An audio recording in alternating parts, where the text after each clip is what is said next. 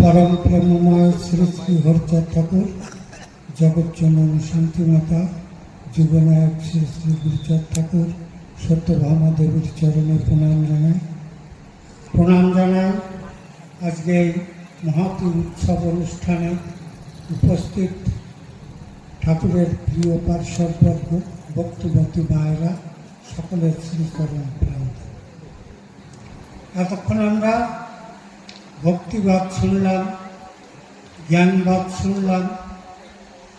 এবার কিছু তত্ত্ব কথা আলোচনা করা দরকার, কারণ মনোরঞ্জনরা প্রথমে বলেছিল যে আমরা হরিভক্ত, কৃষ্ণ ভক্ত, গৌর ভক্ত সবে যাতে মিশিয়ে মিশে থাকতে পারি, সেই রকম আলোচনা হওয়া দরকার।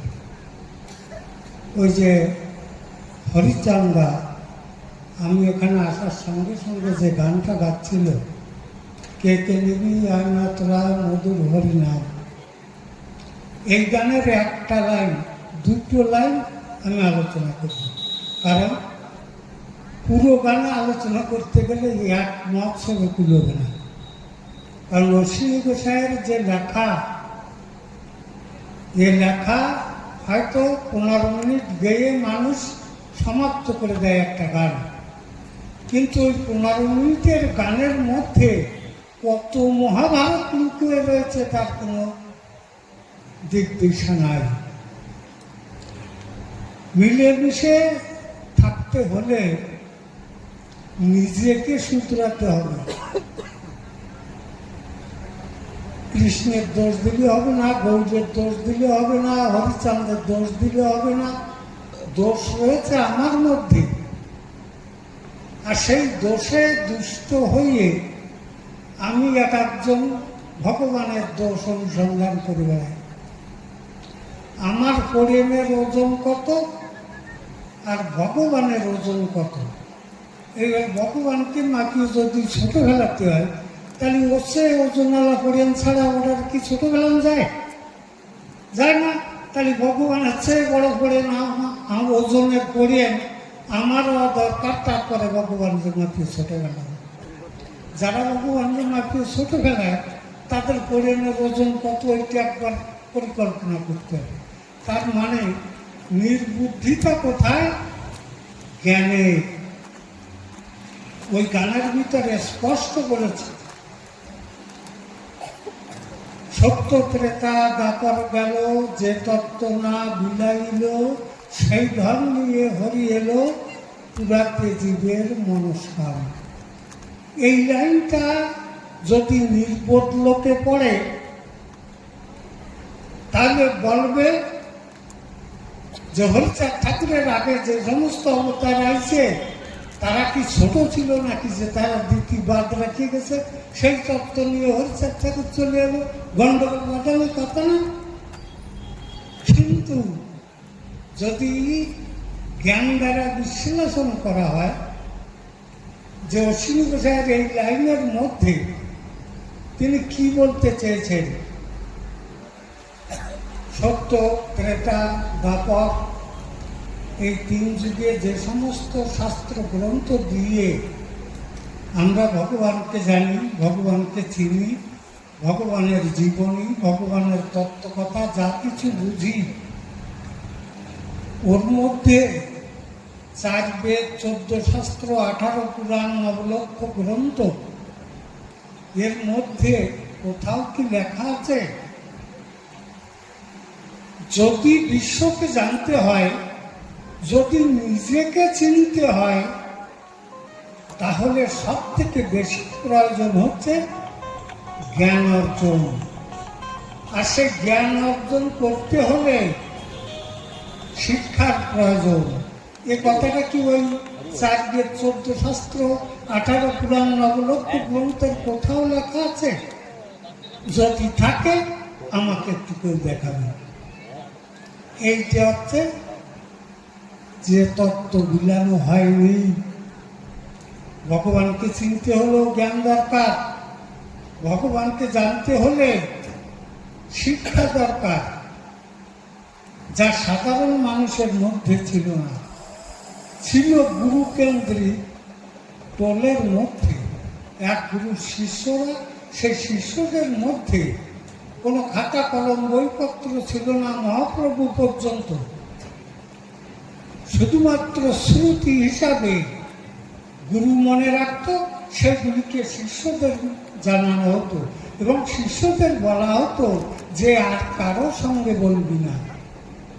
এখনো পর্যন্ত ওই প্রথা আছে। গুরুরা কানে মন্ত্র দিয়ে কয় যে এই মন্ত্র কারো দ্বারা করবি না। এইগুলো হচ্ছে কুপ্রথা। তাহলে সমাজে বাস করতে হলে আগে সমাজ কি সেটাকে জানতে হবে, সমাজ কি সেটাকে বুঝতে হবে। সমাজ হচ্ছে এক সাম্যবাদের প্রতীক, যা বুঝিয়েছেন গুরুচাঁদ ঠাকুর, হরিচাঁদ ঠাকুর।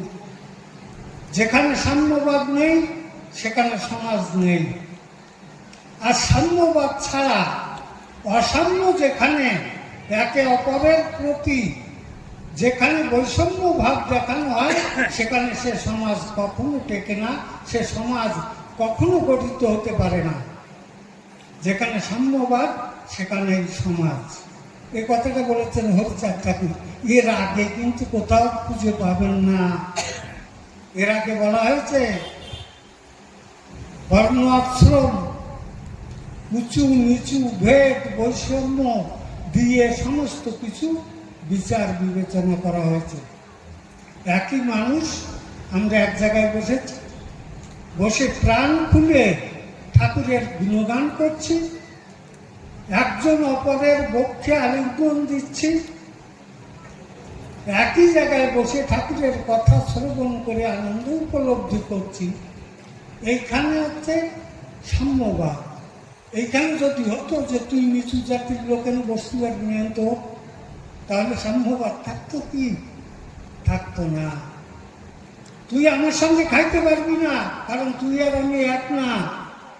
এখানে সাম্যবাদ থাকে কি? থাকে না। এই যে তত্ত্ব, এ তত্ত্ব হরিচাঁদ ঠাকুর দিলেন।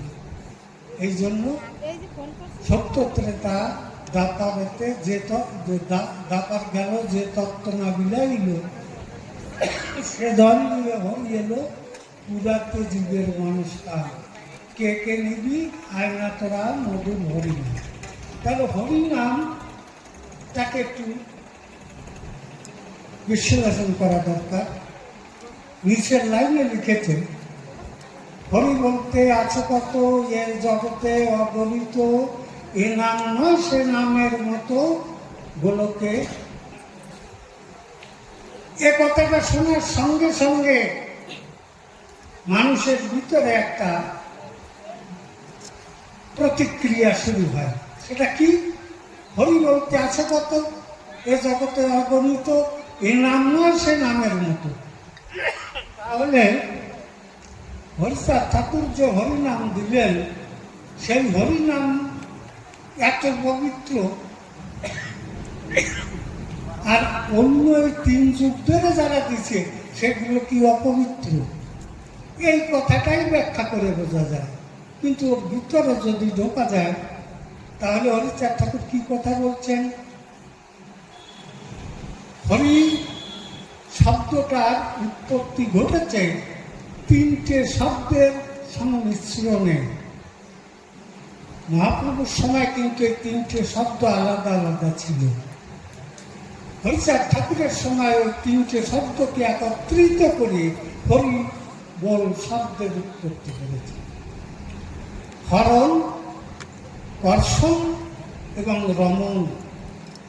হকারে কেশবচ্চৈব, রবিকারে আদ্যা শক্তি মহিনী রূপ রাধা, রাধা কৃষ্ণ দুই শক্তি এক হরি নামের মধ্যে বাধা। হকারে কেশবচ্চৈব, হ অর্থাৎ হরি। তারা কোষে লীলামৃতের মঙ্গলাচরণে লিখেছে, দেখবেন, সকলই হরণ করে তারে বলি হরি। তাহলে যিনি হরণ করেন তার নাম হচ্ছে হরি। যিনি কর্ষণ করেন তার নাম হচ্ছে কৃষ্ণ। যিনি রমণ করেন তার নাম হচ্ছে রাম। এ কিন্তু দশরথের ছেলে রাম না, নন্দের ছেলে কৃষ্ণও নয়, আর যশবন্তের ছেলে হরিও নয়। এ তিনটে শব্দ প্রত্যেকটা মানুষের মধ্যে আছে। প্রত্যেকটা যে জীবিত মানুষ, সচল মানুষ, ঘুরে বেড়াচ্ছে যে জীব, তার মধ্যে তিনটে শব্দ আছে। কিন্তু সেই তিনটে শব্দের সঙ্গে আমরা কেউ পরিচিত না থাকার কারণে আমার যে দেহ অবয়ব, আমার যে মন, আমার যে জ্ঞানেন্দ্রিয়, আমার যে কর্মেন্দ্রিয়, এগুলি সব আগোছালো অপবিত্রতা আগাছায় পূর্ণ হয়ে আছে। কারণ এর ভিতরে থেকে আগাছা যিনি হরণ করবেন তারে আমি কোনোদিন চিনি নাই, তারে কোনোদিন ডাকি নাই যে আমার জমিতে এসে আমার আগাছাগুলো একটু হরণ করে দিয়ে যাও। তাহলে আগাছা হরণ হবে? এই মাঠ যদি পরিষ্কার না করা হয় তাহলে আগাছায় পরিপূর্ণ হবে, এর ভিতরে ঢোকার জায়গা থাকবে না, এখানে পবিত্র শিক্ষা প্রতিষ্ঠান থাকবে না, ওই মায়ের মন্দিরও থাকবে না, এই হরিসভার আসরও হবে না, পবিত্র ভক্তদেরও আগমন হবে না। এখানে হবে আবর্জনা, আর আবর্জনার মধ্যে যত হিংস্র পশু তারাই এসে বসবাস করবে, ভালো মানুষের আবির্ভাব ঘটবে না। তেমনি মানব দেহের মধ্যে যদি আগাছা হরণ না হয় তাহলে তার মধ্যে কি বসবাস করতে পারে? হিংসা, পরস্ত্রী কাতরতা, এই সমস্ত পশুর দল ওই মানব শরীরের মধ্যে প্রবেশ করে।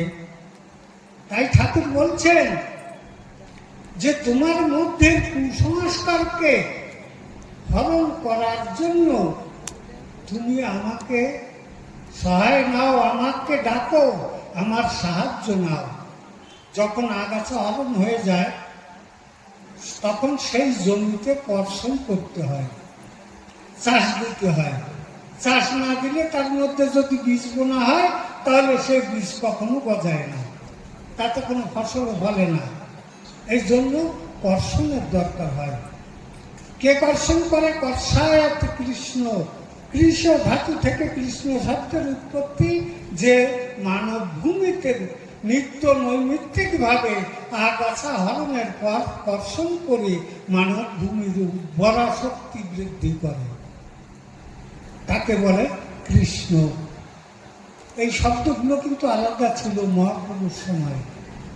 যখন কর্ষিত হয়ে যায় মানব ভূমি তখন মানুষের লক্ষণও পরিবর্তন হয়ে যায়। ওই যে কয় না সিদ্ধ মানুষ, সাধনায় সিদ্ধ মানুষ। সিদ্ধ মানে কি? একটা আলুকে সিদ্ধ করে দিলে, একটা বেগুনকে সিদ্ধ করে দিলে যেমন নরম হয়ে যায়, তদ্রূপ একটা মানুষের মানব ভূমি যখন কর্ষিত হয়ে যায় তখন সে এত নত হয়, এত অবনত হয়, হিংসা, নিন্দা, পরশ্রী কাতরতা, কারো দোষ ত্রুটি সে আর দেখতে পায় না। সে শুধু নিজের দোষ ত্রুটি, কোথায় আমার দ্বারা ভুল হচ্ছে, কোথায় কেন মানুষকে আমি প্রেম করতে পারছি না, কেন মানুষকে আমি ভালোবাসতে পারছি না, কেন একে অপরের মধ্যে কাম, ক্রোধ, লোভ, মোহ, মাৎসর্যকে অবদমিত করে ভক্ত সুলভভাবে আমি আলিঙ্গন দিতে পারছি না, এই যে অনুশোচনা যার মধ্যে আছে তিনি সিদ্ধ, তিনি কর্ষিত। এইবার হয় রমণ। রমণ কার সঙ্গে হয়? রমণ হয় রাধাকৃষ্ণের উভয় অঙ্গ। এই গানের পর রাধাকৃষ্ণের উভয় অঙ্গ মন্থনে হয় প্রেম তরঙ্গ, নাম উৎপত্তি প্রেমের রঙ্গ, গোলকে করলেন রাধেশ্যাম। লোকে ভাবে রাধা একজন মহিলা আর কৃষ্ণ একজন পুরুষ। আমাদের ছবিতে তাই দেখানো হয়, অনেক শাস্ত্র গ্রন্থে তাই লেখা আছে। ব্রহ্ম বৈবর্ত পুরাণে এ নিয়ে কত কুচ্ছা, কত অশ্রাব্য এই রাধাকৃষ্ণ নিয়ে বর্ণনা করা হয়েছে, যা স্বামী স্ত্রী দুইজনে আলোচনা করা যায় না। আসলে কি তত্ত্বটা তাই? রাধা শব্দ ব্রহ্মবৈবর্ত পুরাণ, এবং ওটা অনেক পরে ওই জয়দেবের গীত গোবিন্দের মধ্যে প্রথম এই রাধা শব্দ খুঁজে পাওয়া যায়। এর আর কোনো গ্রন্থে, এর আগে কোনো গ্রন্থের মধ্যে রাধা শব্দের উল্লেখ নেই। তাহলে গীত গোবিন্দের জয়দেব আবিষ্কার করেছিল রাধা শব্দ, আর এই রাধা শব্দের প্রকৃত ব্যাখ্যা করেছিলেন মহাপ্রভু শ্রী চৈতন্য। সেটা কি ব্যাখ্যা করেছিলেন? তিনি ব্যাখ্যা করেছিলেন যে এক কৃষ্ণ জগৎপতি আর সব প্রকৃতি। প্রকৃতি মানে হচ্ছে আমরা যা বুঝি মহিলা, নারী, আর পুরুষ তিনি হচ্ছেন কৃষ্ণ। যিনি কর্ষণ করেন তিনি পুরুষ। আর কর্ষণকারীর সাধনায় যারা মত্ত তারাই হচ্ছে কি রূপে সাধনা করে? স্বামী রূপে তাকে সাধনা করে। তিনি রাধা। রাধাতু থেকে রাধা শব্দের উৎপত্তি। এর অর্থ হচ্ছে আরাধনা। যিনি আরাধনা করেন তিনি রাধা। তার আরাধনা যিনি করছেন এবং যার আরাধনা করছেন, দুইয়ের মন্থনে, মিলনে, রাধা কৃষ্ণের উভয় অঙ্গ মন্থনে হয় প্রেম তরঙ্গ। যখন ভগবান আর এই ভক্ত দুইজনে একাকার হয়ে যায় সঙ্গীত শ্রবণে, তার গুণগান শ্রবণে, তার ভাবনায়, তার চিন্তায়, যখন এই দুই শক্তি একত্রিত হয়ে যায় তখন প্রেম রূপ বিগলিত ধারা চোখের থেকে বেরিয়ে আসতে থাকে তত্ত্ব উৎসুক। এই জন্য প্রেমের উৎপত্তি ওখানে। প্রেমের উৎপত্তি কিন্তু ওই সিনেমার পর্দায় যা দেখা হয় নায়িকা ঢলাঢলি করে বেড়াচ্ছে তার মধ্যে নয়। যেখানে কোনো কামের গন্ধ নেই, যেখানে কোনো চাওয়া নেই, যেখানে কোনো পাওয়া নেই, শুধু আছে তোমাকে বাসিব ভালো, এই ভিক্ষা চাই, তুমি বাসো বা না বাসো ভালো, তাতে কোনো দুঃখ নাই।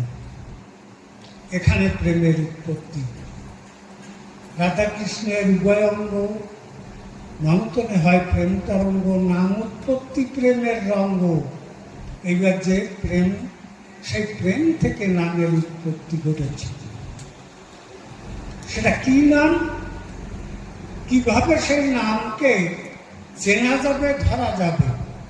একমাত্র এই প্রেমিক ছাড়া, এই রাধা ছাড়া, এই আরাধিকা ছাড়া ও নামের সন্ধান আর কেউ বলতে পারে না।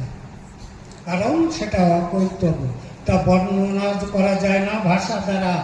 যার জন্য ওই নামকে বলা হয়েছে ধন্যাত্মক নাম। নাম দুই প্রকারের। একটা হচ্ছে বর্ণাত্মক, যা বর্ণ দিয়ে নামকরণ করা যায়। হরি, কৃষ্ণ, রাম, গৌর, গয়কর গৌর, রাকার রাম, এইরকম ভাবে বর্ণ দিয়ে নামকরণ করা হয়েছে, তাকে বলে বর্ণাত্মক নাম। এই জন্য বলছে এ নাম নয় সে নামের মতো, বর্ণাত্মক নামের মতো নয়।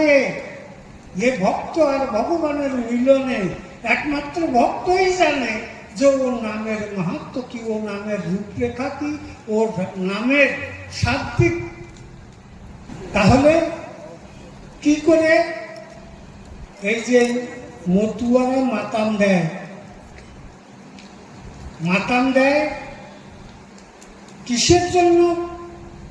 কারণ ওই জায়গায় ভক্ত হতে হলে এবং নিজের শরীরের মধ্যে সমস্ত বর্জ্য বস্তুকে বাইরে বের করতে হলে আগে মানুষ লক্ষ লক্ষ বছর ধরে ঊর্ধ্বপদে এক মুন্ডে অগ্নি সাধনা, জলের মধ্যে সাধনা, কত রকম সাধনা করে নিজের যে মন, সেই মনকে একাগ্রতায় আনার জন্য বহু চেষ্টা করেছে, কিন্তু আনতে পারেনি।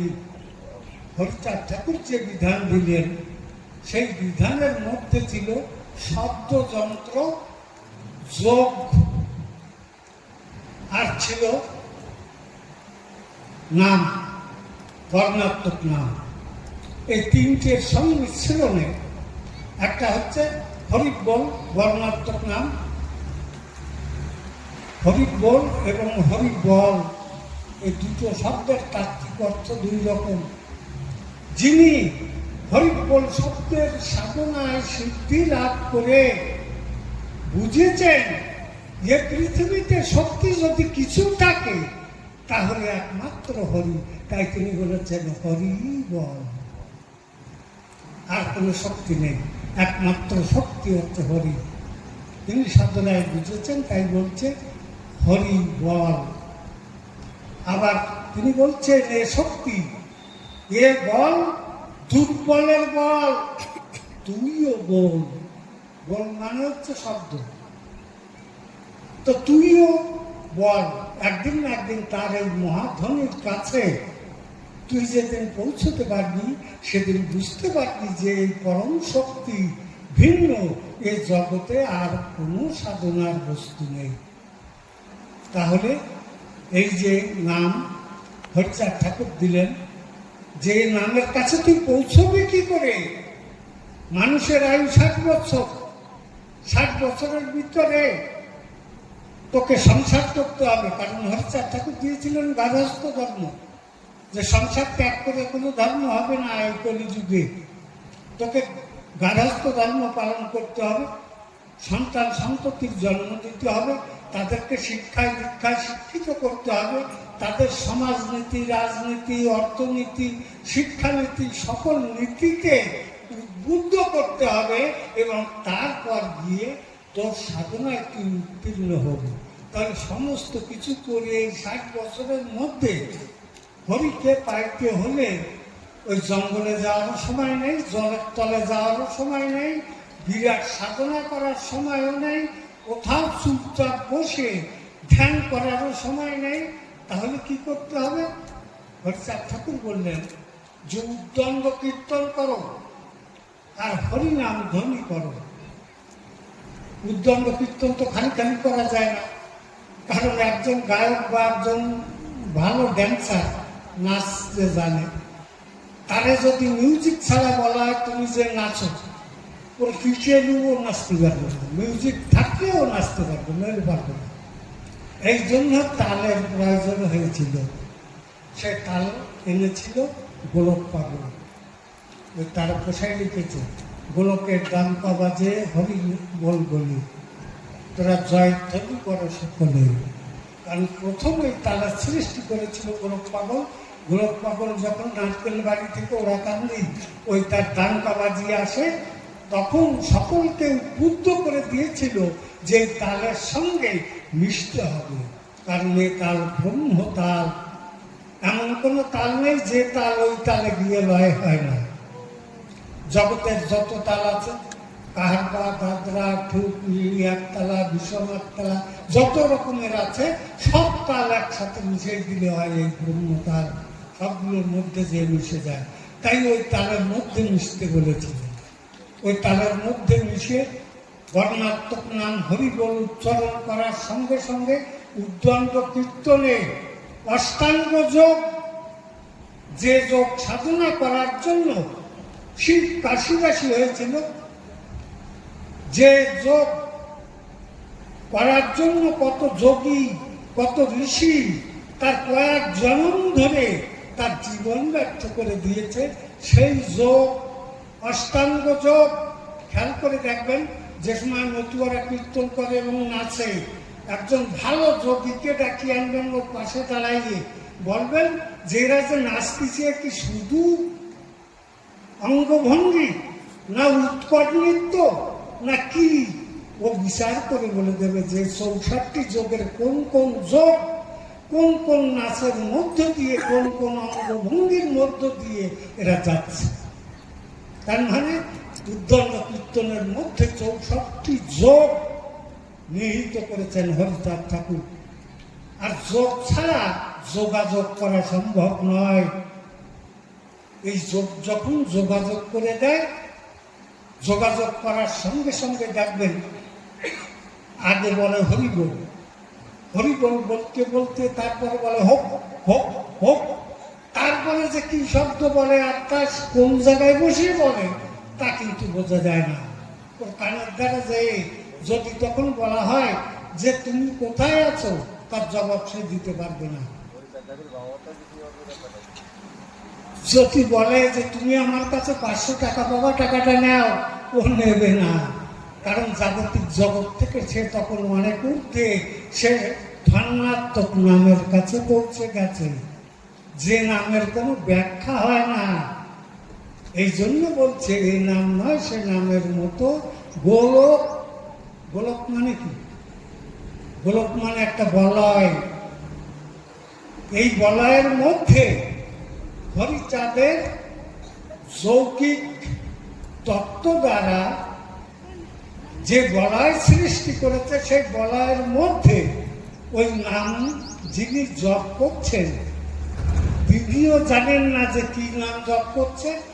যারা আমরা পাশে বসে দেখি যে ওই লোকটা অজ্ঞান অবস্থায় হপ হপ করতেছে আর কি বলতেছে জানে না, আমরাও জানি না যে কোন জায়গায় বসে বলতেছে। এই জন্য মহাপ্রভুয়ের যে এই যে অবস্থা, সেই অবস্থার কথা বর্ণনা করে মহাপ্রভু বলেছিলেন, বৃন্দাবনে রাসলীলা করে দুইজন, না জানে রাধা কৃষ্ণ, না জানে গোপীগণ। রাধাকে যে ভজনা করেছে, যে আরাধিকা, যার ভজনা করেছে, যে কর্ষণ করিয়ে এই ভজনকে পৌঁছে দিয়েছে, সেও জানে না। আর গোপীগণ যারা ওই বসে বসে দেখতেছে, তারাও জানে না। এমন জায়গায় পৌঁছে যে রাধা তার প্রিয়ার সঙ্গে মিলিত হয়, সেই মিলন মঞ্চে আর কারো প্রবেশের নিষেধ নেই, অধিকার নেই।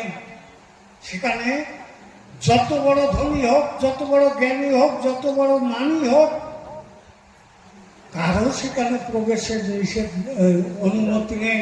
একমাত্র ওরা দুইজনই ওই জায়গায় প্রবেশ করতে পারে এবং ওরা দুইজনই বোঝে। এই জন্য বলছে এ নাম নয় সে নামের মতো গোলকে করলেন রাধেশ্যাম। যাই হোক, অনেক সময় নিয়েছি। এসব তত্ত্ব কথা মস্তিষ্কে না ঢুকলে গরম লাগে, এই জন্য মাসি যাটা দিচ্ছিল। তা অনেক ধন্যবাদ যে আপনারা আমার কথায় বলছেন। আমার বক্তব্য এখানে রাখছি। শান্তি। হরিচাঁদ গুরুচাঁদ তারকচাঁদ প্রেম